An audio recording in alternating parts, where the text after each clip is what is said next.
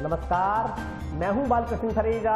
आप देख रहे हैं डेली लाइफ। आइए शुरुआत करते हैं आज के मुख्य समाचारों की। सीसीआई अधिकारियों पर नरमे के मनमर्जी के भाव निर्धारित करने का आरोप। कृषि उपज मंडी समिति अधिकारियों से मिले किसान। घर में घुसकर मारपीट करने के आरोपियों के खिलाफ कार्रवाई की मांग। परिवार सहित एसपी ऑफिस के सामने धरने पर बैठा परिवादी। जंक्शन में आयोजित हुई जल उपभोक्ता संगम समिति की बैठक। नहर संचालन में आ रही समस्याओं के बारे में की गई चर्चा। जंक्शन पुलिस ने 8 ग्राम अफीम सहित एक व्यक्ति को किया गिरफ्तार। एनडीपीएस एक्ट के तहत दर्ज किया गया मामला। मूलभूत सुविधाएं उपलब्ध करवाने की मांग। धोली बस्ती के बाशिंदों ने नगर परिषद अधिकारियों को सौंपा ज्ञापन। और अब समाचार विस्तार से। सीसीआई अधिकारियों पर नरमे के मनमर्जी के भाव निर्धारित करने का आरोप लगाते हुए किसान मंगलवार को कृषि उपज मंडी समिति के अधिकारियों से मिले।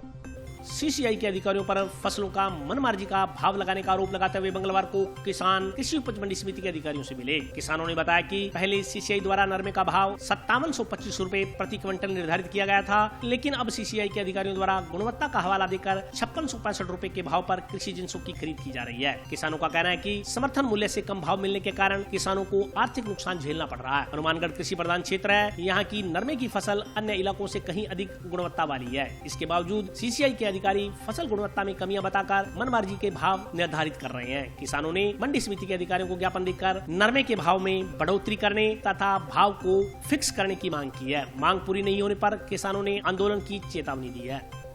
प्रशासन यह कहने के लिए आए हैं कि जो नरमे का भाव था वो सीसीआई द्वारा 5725 रुपये घोषित किया हुआ था। जो सीसीआई के अधिकारियों ने अपनी मनमर्जी से उसी नरमे को स्टेपल लेंथ है वो कम बता करके 5665 कर दिया। आज सीसीआई के अधिकारियों व मंडी सचिव से ये कहने आए हैं कि हमारे नरमे का भाव है वो 5725 रुपये किया जाए, क्योंकि हमारे नरमे की क्वालिटी बहुत बढ़िया क्वालिटी है। अगर ये नहीं मानेंगे तो हमें मजबूरन बड़ा आंदोलन करना पड़ेगा। आज नरमे की सरकारी खरीद के मामले में सरकार जो खरीद कर रही है वो भी हमें संघर्ष करके खरीद करवानी पड़ी। उसके बाद हनुमानगढ़ की जो नरमा कपास की क्वालिटी थी वो एशिया की नंबर 1 क्वालिटी है। जो कि हमारे यहाँ स्पिनिंग मिल थी उसने साबित कर दिया था कि हनुमानगढ़ की कपास दुनिया की नंबर 1 कपास है और उसका रेट ऑल इंडिया में हमें सबसे ज़्यादा मिलता था। लेकिन यहाँ के सीसीआई के नुमाइंदों ने 5725 रुपये लॉन्ग स्टेपल हमारी कपास थी उसको घटाकर 5665 रुपये करने का काम किया है। ये बर्दाश्त से बाहर है, इसलिए और किसानों में आक्रोश है। इसलिए हमारा प्रशासन को कहना है कि हमारा 5725 रुपये का रेट बरकरार रखे। हमने इस सीजन भी 5725 रुपये नरमा बेचा है और हमें उस पर बोनस भी मिला है। इसलिए हमारी क्वालिटी को बरकरार रखते हुए हमारा 5725 का रेट जारी रखे। आने वाले टाइम में अगर ये सरकार और सीसीआई के अधिकारी इस बात को नहीं चेतेंगे तो हम यहाँ आंदोलन करेंगे। घर में घुसकर मारपीट करने के आरोपियों के खिलाफ कार्रवाई करने की मांग को लेकर मंगलवार को एक व्यक्ति अपने परिवार के साथ पुलिस अधीक्षक कार्यालय के समक्ष धरने पर बैठ गया। घर में घुसकर मारपीट करने, मोटरसाइकिल को नुकसान पहुंचाने व घरेलू सामान उठाकर ले जाने के मामले में कार्रवाई न होने से नाराज एक प्रौढ़ अपने परिवार सहित जिला पुलिस अधीक्षक कार्यालय के समक्ष भूख हड़ताल पर बैठ गया। प्रौढ़ ने मामले में नामजद आरोपियों की गिरफ्तारी न होने तक आमरण अनशन जारी रखने की चेतावनी दी है। भूख हड़ताल पर बैठे 46 वर्षीय राजेंद्र नायक पुत्र काशीराम निवासी वार्ड नंबर 58 बाईपास रोड निवासी सुरेश ने बताया कि उसका कुछ लोगों के साथ एक प्लॉट को लेकर विवाद चल रहा है। 29 जुलाई शाम करीब 4:30 बजे वह अपने परिवार के सदस्यों के साथ मकान में बैठा था, तभी आरोपी लाठियां, लोहे की राड, गंडासी आदि लेकर उसके मकान में घुस आए तथा गाली गलौज करते हुए उसके साथ मारपीट की। उस पर तेजधार हथियारों से वार किए गए। उसके पुत्र मदन गोपाल, शिव भगवान, पुत्री सुनीता व संध्या के साथ भी मारपीट कर चोटें पहुंचाई गई। घर में खड़ी मोटरसाइकिल को तोड़ दिया गया।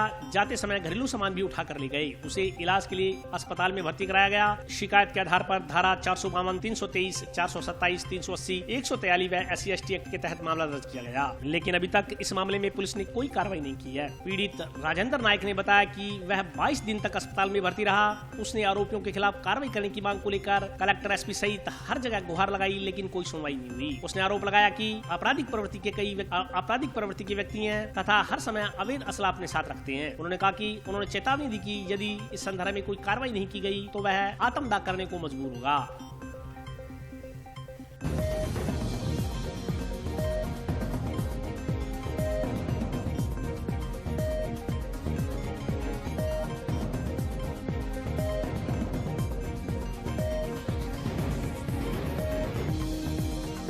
58 नंबर वार्ड को सुरेश को मेरे नाल तो मेरे पर जी 7वें महीने की 29 तारीख की मेरे पर हमलो बोलियो 4 बजे और माने सारा घर का मारपीट कर दी, मन्ना मार के सड़क 7 बजे दियो, मेरा हाथ तोड़ दियो, गंडासियों को मेरे किरपाना मार दी, मेरी 3-5 ने तोड़ दी, मेरा बच्चा सारों ने मारा, 5 दिन हॉस्पिटल में रहो, मेरी कोई सही को नहीं हुई, मेरे कन मूवियाँ देख सको सारों की है अर्पण मेरी ऐसे सुनाई को नहीं बने जका भी मेरे पर है बे मेरा मारने वाला पाने गिरफ्तार कौन कराया अरबे आदमी के है कि मेरा बच्चा पर अजित हम लोग बोल ला रहा मन बहुत ज्यादा मेरी सुनाई कौन कर ला रहा तो ये बात की गौर करी जाओ बन अत्याचारा ने जका मेरे पर जुल्म करे बन गिरफ्तार करे जाओ हाथों हाथ। मैं गरीब आदमी हूँ, मेरा नाना बच्चा ले बैठी हूँ, भूखो 300 खा लगो, मेरे कनस्ती कोई अफसर को नहीं है, कोई मेरे अफसर सुनाई को नहीं करी। मांगने मांगने गई तो रोड के ऊपर सोवांगा मैं, मेरा बच्चा जो भी है कुछ भी हो तो जुम्बरी प्रशासन की होगी और हमारे पर कोई अत्याचार हो माने प्रशासन चक्के लेगी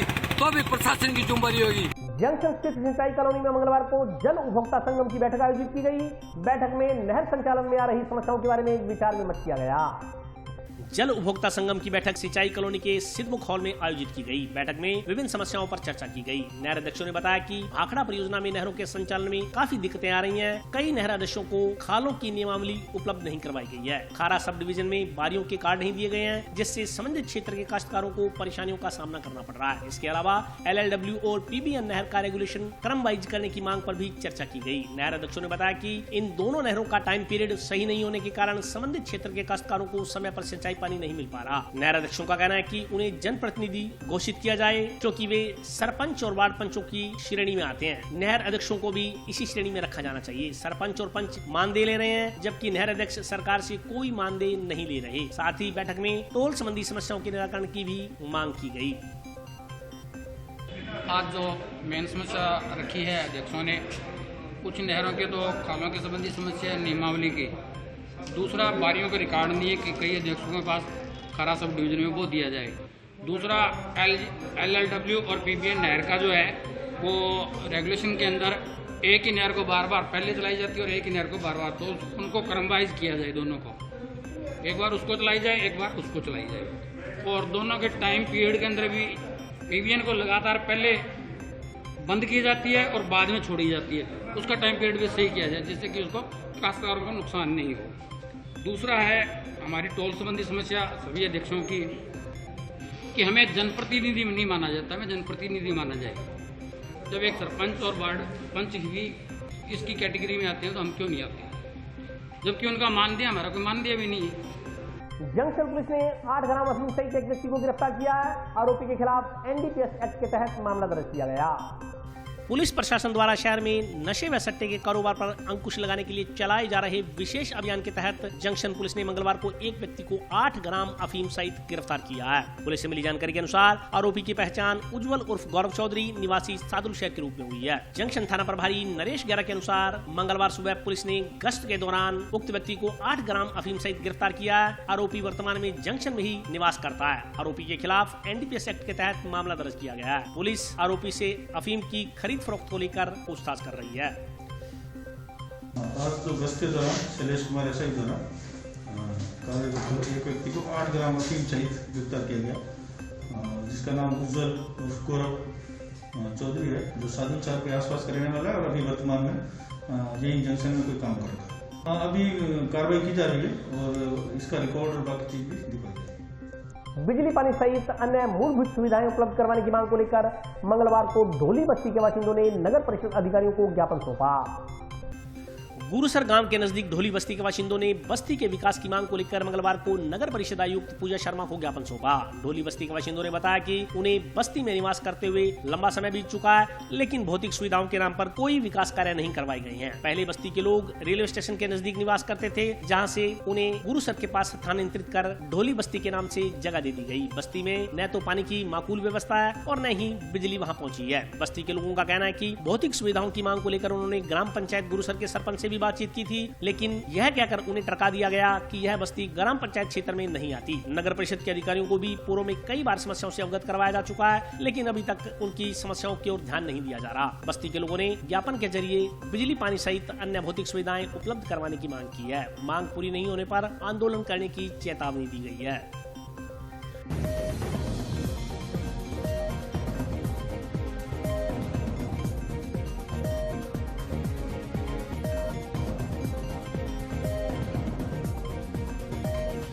उनको कोई भी काम नहीं होया। हमारी डोली बस्ती का काम जरूर होना चाहिए। नगर पालिका हमारे को प्लाट दी काट के, उसके प्लाट की कोई हमारे को व्यवस्था नहीं मिली। हम डोली बस्ती ऐसे ही बैठे हैं अभी तक, तो भी हमारी नई नाली नई सड़क बनी, कुछ भी नहीं बनी हमारी। हम ये कहने आए हैं नगर पालिका से, चेयरमैन से ये कहना चाहते हैं भाई हमारी बस्ती का विकास होना चाहिए, सड़कों का नालियों का विकास जरूर करना चाहिए हमारे। डोली बस्ती में 115 परिवार रहता है, उनके परिवार बाल बच्चे सारे रहते हैं।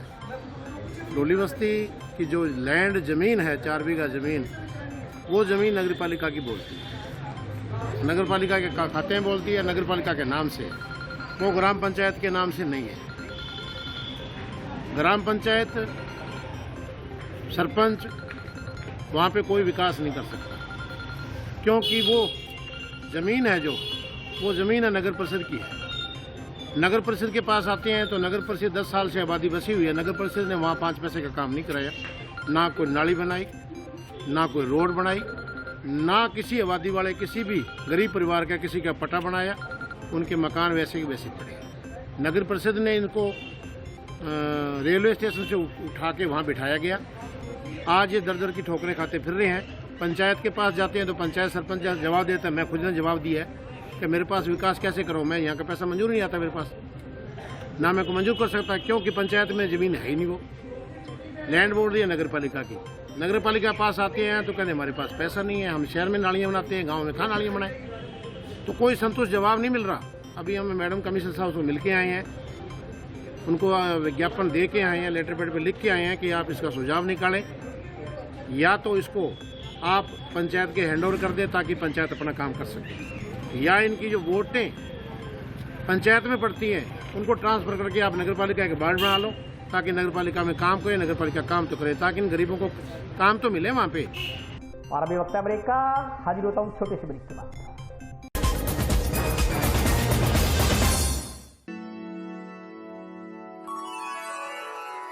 यूं तो कई बार मुझे हंसते देखा है, पर ये हंसी कुछ और है। ये गहना मुझ पर जचता है, पर ये महज एक गहना नहीं, ये रूपरेखा है मेरे मन की, हंसती खिलखिलाती लहरों की, जो आतुर थी अब तक मुझ पर सजने को। इसलिए ये गहना ही मेरा सच्चा श्रृंगार है, श्रृंगार है, श्रृंगार है।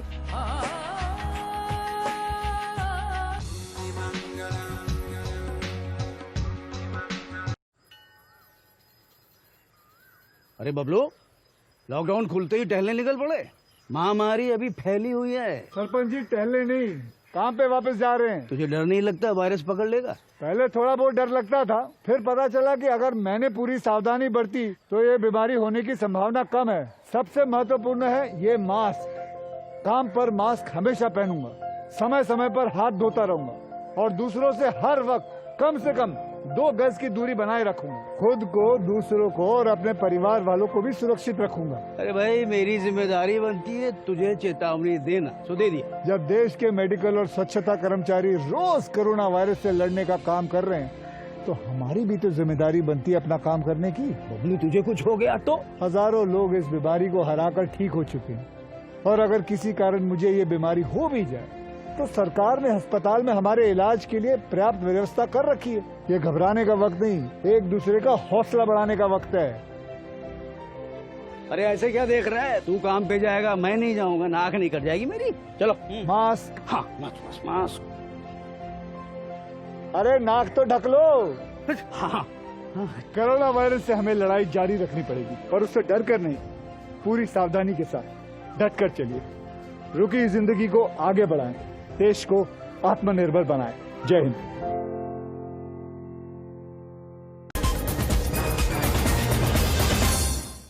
ब्रेक के बाद स्वागत है। आइए नजर डालते हैं अगले समाचारों पर।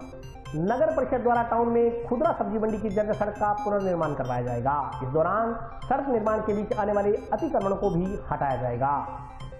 नगर परिषद द्वारा टाउन सब्जी मंडी में सब्जी विक्रेताओं को अतिक्रमण हटाने के लिए अल्टीमेटम दिया गया है। नगर परिषद ने सब्जी विक्रेताओं को अपनी दुकान की सीमा में रहते हुए ठेले और रेहड़ियां लगाने की हिदायत दी है। नगर परिषद के अध्यक्ष अभियंता सुहास बंसल ने बताया कि सब्जी मंडी में जर्जर पड़ी सड़क का निर्माण कार्य जल्द ही शुरू कर दिया जाएगा। इसके अलावा सब्जी मंडी में सड़क किनारे बने नालों के ऊपर सब्जी विक्रेता अपना माल लगाते थे, जिस कारण उस नाले की लंबे समय से सफाई नहीं हो पाई है। पूरी सड़क होने के बावजूद सब्जी मंडी का रास्ता अतिक्रमण के कारण काफी संकड़ा हो गया है। उन्होंने बताया कि आवागमन को लेकर रोजाना जाम की स्थिति बनी रहती थी। इससे निजात के लिए सब्जी मंडी में सब्जी विक्रेताओं की दुकानों को सर्वे कर उन्हें अतिक्रमण हटाने का अल्टीमेटम दिया गया है। उन्होंने बताया कि दीपावली को देखते हुए आवागमन काफी बढ़ गया है। अव्यवस्था के कारण लोगों को आवाजाही में परेशानियां हो रही हैं। इसको देखते हुए सब्जी विक्रेताओं को निर्धारित स्थान पर अतिक्रमण न करते हुए अपना कामकाज करने की सख्त हिदायत दी गई है। उक्त स्थान पर करीब 10 से 11 मीटर चौड़ी सीसी सड़क का निर्माण करवाया जाना है, जिसके किनारे इंटरलॉकिंग करवाकर इन स्थानों पर सब्जी विक्रेताओं को रेहड़ियां लगाने के लिए उचित स्थान उपलब्ध करवाया जाएगा।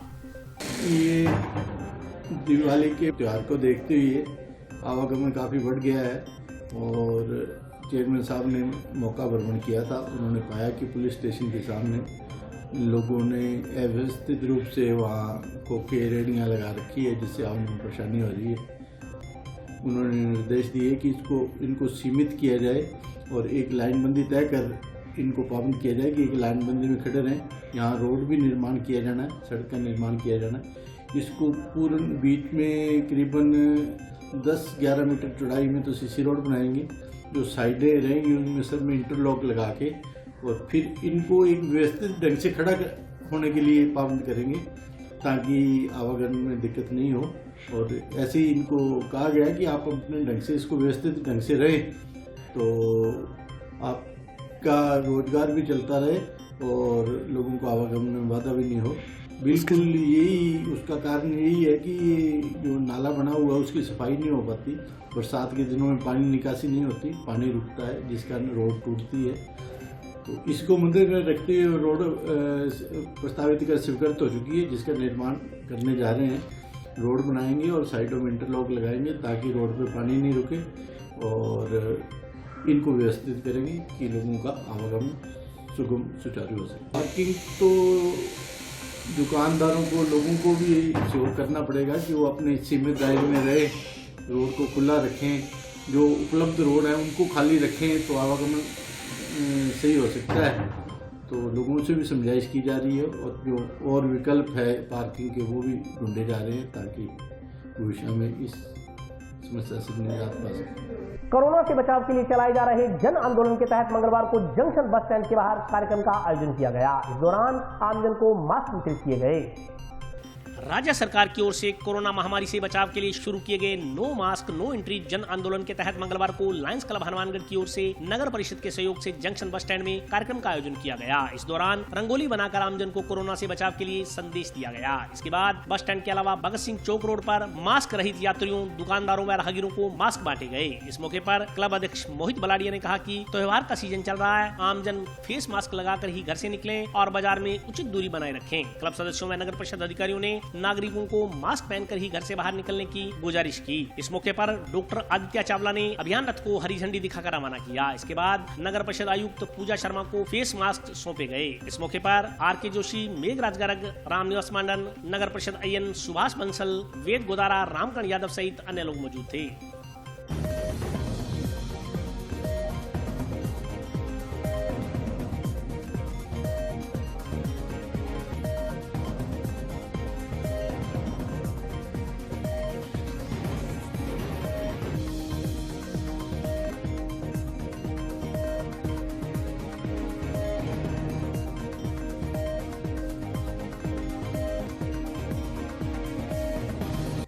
सरकार नगर परिषद के द्वारा चलाए जा रहे अभियान में मास्क बांटने के लिए नगर परिषद द्वारा लॉन्च हनुमानगढ़ को आमंत्रित किया गया था। इसके लिए आज बस स्टैंड पे और भगत सिंह चौक पर मास्क बांटे गए हैं और बांटे जा रहे हैं। आगे त्योहारी सीजन आ रहा है, लोग सिक्योर रहें, लोग सेफ रहें, इसके लॉन्च का मेन मकसद है। और लॉन्च हमेशा प्रशासन का प्यार है, जब भी प्रशासन हमें रिंग करेगा उनके लिए हमेशा रेडी रहेंगे। हमें आज 2000 मास्क के लिए बोला गया था, हमने भगत सिंह चौक पर बांटे हैं और बस स्टैंड मास्क बांटे हैं। बाकी हमने मास्क पूजा शर्मा मैडम को जो हमारे अधिकारी हैं नगर परिषद में उनको हैंड ओवर कर दिए। टाउन के मुख्य बाजार में नो एंट्री एरिया में चौपहिया वाहनों की एंट्री से स्थानीय दुकानदारों को काफी दिक्कतें झेलनी पड़ रही हैं। दुकानदारों ने यातायात व्यवस्थाएं सुचारू बनाने की मांग की है। टाउन के मुख्य बाजार में चौपहिया वाहन की नो एंट्री के बावजूद धड़ल्ले से वाहनों की आवाजाही जारी है। इससे स्थानीय दुकानदारों को परेशानियां झेलनी पड़ रही हैं। मुख्य बाजार में पार्किंग की सुविधा नहीं होने के कारण दोपहिया वाहन चालक यहां वहां बेतरतीब तरीके से अपने वाहन खड़े कर बाजार चले जाते हैं। स्थानीय दुकानदारों का कहना है कि दीपावली का पर्व नजदीक है, बाजार में लोगों की चहल पहल पहले से काफी ज्यादा बढ़ गई है। इन स्थितियों में बाजार में जाम की स्थिति पैदा हो जाती है। लोग यहाँ वहाँ अपने वाहन खड़े करके बाजार चले जाते हैं। चौपहिया वाहनों की एंट्री बैन होने के बावजूद भी लोग नियमों का सरेआम उल्लंघन कर रहे हैं। दुकानदारों के अनुसार दुकानों के बाहर वाहनों का जमघट लगने के कारण व्यापार पर भी बुरा असर पड़ रहा है। कोरोना के कारण पहले ही बाजार की अर्थव्यवस्था संकट में चल रही है, दूसरी तरफ अव्यवस्थाओं के कारण लोगों की परेशानियां और अधिक बढ़ रही हैं। स्थानीय दुकानदारों का कहना है कि यातायात पुलिस भी केवल औपचारिकताएं करते हुए 2 या 3 राउंड लगाकर चली जाती है। इसके बाद लोग फिर अपने वाहनों को यहाँ वहाँ खड़ा कर आमजन के लिए परेशानी पैदा कर देते हैं। दुकानदारों ने मुख्य बाजार में पार्किंग की स्थायी व्यवस्था करवाने की मांग की है।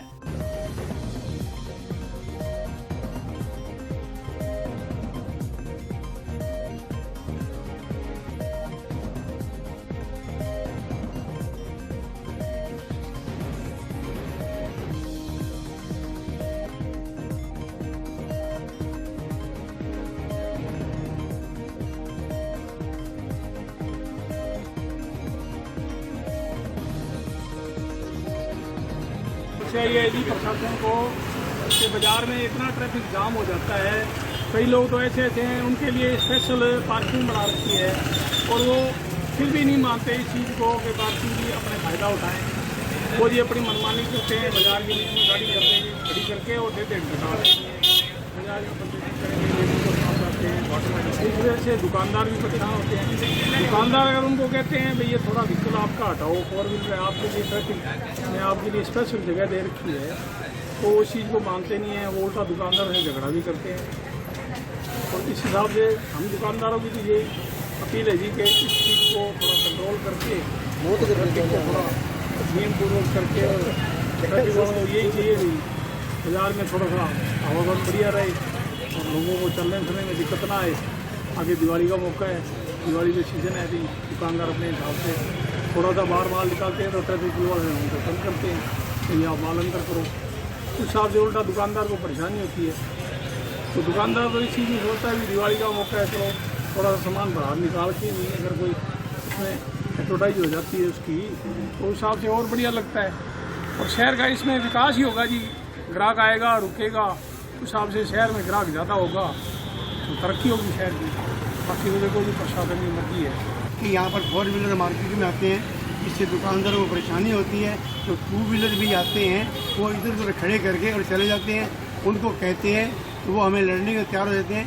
इसलिए इनकी सुचारू व्यवस्था की जाए। और त्योहार का फेस्टिवल त्यौहार का मौका है, इससे दुकानदारों को किसी प्रकार की परेशानी ना हो। व्यवस्था करती है लेकिन वो बाद में दोबारा एक बार चली जाती है, उसके बाद 4 व्हीलर 2 व्हीलर दोबारा आ जाते हैं और चले जाते हैं। उनको हम कहते हैं तो हमें से लड़ने को तैयार हो जाते हैं। जो प्रशासन को एक बार हटा देता है वो चले जाते हैं, हटाते हुए चले जाते हैं, प्रशासन चले जाता है, उसके बाद फिर आ जाते हैं। यहाँ किसी स्थायी ड्यूटी तो किसी की है ही नहीं 4 व्हीलर हटाने की या 2 व्हीलर हटाने की।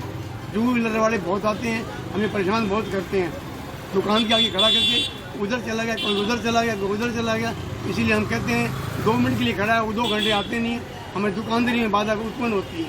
इसे आपसे विनती है, रिक्वेस्ट है, इन्हें सुचारू रूप से इनको व्यवस्था की जाए। समस्या बहुत है पार्किंग की, बहुत दिक्कत है पार्किंग, मोटरसाइकिल गाड़ी वगैरह बहुत दिक्कत है। और अंदर जा रहे हैं नगर पालिका में बहुत दिक्कत है। आते हैं पुलिस वाले भी आते हैं, 2-4 बार आज भी आए। दीपावली पर इलेक्ट्रिक लड़ियों का चलन पैदा होने से मिट्टी के दिए बनाने वाले कुम्भकारों के काम पर बुरा असर पड़ा है। कुम्भकारों का कहना है कि मिट्टी के दिए जलाना पर्यावरण के लिए भी काफी लाभदायक है। दीपावली पर्व पर घरों में दिए जलाना काफी शुभ माना जाता है, लेकिन काफी लंबे समय से लोगों का रुझान चाइनीज लाइटों की तरफ देखा जा रहा है। इससे दीपक बनाने वाले कुंभकारों का काम पूरी तरह से प्रभावित हो रहा है। दीपक बनाने वाले कुंभकारों का कहना है कि उन्होंने करीब 5 महीने पहले दीपक बनाने का काम आरंभ कर दिया था, जिसमें बड़ी मेहनत लगती है। लेकिन आजकल लोग मिट्टी के दिए खरीदने की बजाय चाइनीज लड़ियां खरीद कर त्योहार मना रहे हैं। इससे मिट्टी का कारोबार न के बराबर रह गया है। दिए बनाने के लिए बाहर से मिट्टी मंगवानी पड़ती है, जिसका भाव भी बहुत ज्यादा होता है। कुंभकारों ने बताया कि दीपावली पर मिट्टी के दिए जलाना पर्यावरण के लिए भी काफी उचित है। उल्लेखनीय है कि मिट्टी के दियों में सरसों का तेल डालकर जलाने से वातावरण में मौजूद बैक्टीरिया समाप्त हो जाते हैं। चाइनीज नदियाँ आने के कारण बहुत बुरा प्रभाव पड़ा है। पहले 30-40 हजार दिए लगे थे, अब 10 हजार दिए लगने मुश्किल हो जाएगा। 12 महीने में इतना त्योहार आवे बहुत मुश्किल हो जाए। इन्हें तो 5 से 6 महीने पहले लगना पड़ता है हमारे को दिए दीपावली का सामान बनाने के लिए, धीरे धीरे करना पड़ता है। अब थोड़ा बहुत सुधार हुआ है, लेकिन चाइनीज गाड़ियाँ के पीछे बहुत ज़्यादा जाते हैं। असर पड़ा है जी, कोई काम नहीं है, काम धंधा नहीं है, बिक्री भी ठप है। घर पे बैठे थे और घर पे किया काम नहीं जी। दीपक है, सिंपल दीपक है, वही चलते हैं। आम का ज़्यादा फैंसी होते हैं वो कामयाब नहीं है। जो सिंपल आम का दिए चलते हैं वही चल रहे हैं। और आज के लिए बस इतना ही। कल फिर हाजिर होता हूँ नए समाचारों के साथ। तब तक के लिए नमस्कार।